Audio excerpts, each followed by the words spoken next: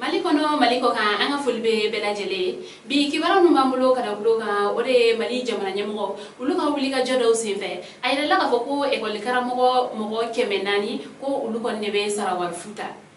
kibara misrama ulu kon ne ayira ka fo ko trata temele mali ministre mbe no ni oye ministre de la refondation de l'état et des institutions ale kon ka barabulo kura do sefe ni oye ko projet du système intégré de gestion des ressources humaines des fonctions publiques de l'État et des collectivités territoriales. O bara en konte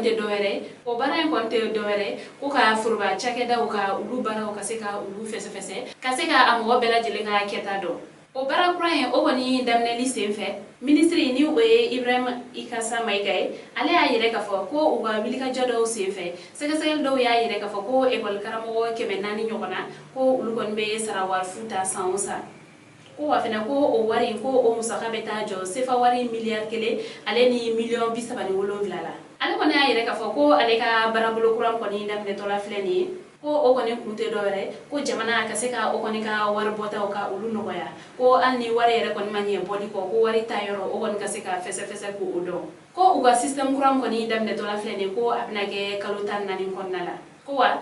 abara ko ni be damne ni recensement ina fo avec la joganna ale ni ka kla ka carte gland fonctionnaire belajele ale ni ka kla ka carte gland fonctionnaire belajele ko wa o baram ni ra kon fene ko fe ko avec munu kala ka teme ko o baram nu ko fe ko avec munu kala ka teme kibara munu be ulula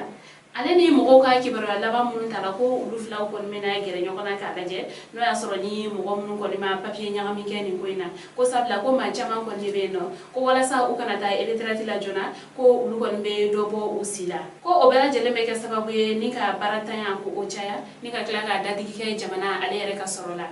ni wali am ko ni folen fleni ni ayre la ka fako asega ulu ko ni ndamne la école karamo la o ma ben uluma sabla ulu ko ka hage ni je ulu ko ni farala nyonka ni ka wuli ka joko ni ke ka yire ka fo ko ni wali am ko ni tale fleni ka ulu segere ko ama ben uluma ko sabla ko mali fonctionnaire chama kon be no ko wa ko ni ko na sugunu abseka soro yoro bela jilen kon nala école karamo ulu ka hage ni je ba o kuma la sila Ousmane Almoud ale ayire ka fo ko ni bara sabatili ugumu kon nala ko jamana nyamo ulu ko ni école karamo ko ni chama wele fanga buluna ko ga sega lu ko fe ayire la ka fo ko ni école karamo nun ko ni ko ulu ko ni CD ni yuruina ko wa ko ute wari nun ta yorodo ko sababu yala ale ayire ka fo ko ni ngaramu ko ni flene ko ate école karamo ulu ko ni ka yorola ko abisega ke mo mun ko ni ka bara benelo école karamo ulu ka sarako nyene bollima ko ulu de be di wari nun nganamu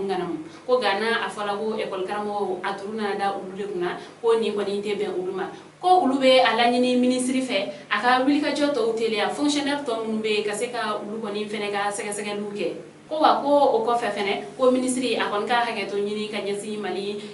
école karamo be la jenema kawla dona ka fo anga sharia do ba ulu kan do ye u hakina dini ko ina kere ni ala Ibrahim Ben Mamata Touré ale ko ne sharia do bay ale ayire ka fo ko mo mun ko ni mana mine ni yuru ko na ko nyangil berem kon be da ulukuna ko ave se kata sansaba fo sanduru yerela ko wa ko ate dan odoro ma fene ko ave ke sababu ye fene ni mo mun ko ni ube gen ka bo u barala ambalma ni ke baron ne mambulo kada kuluka ani je aka kuluma jora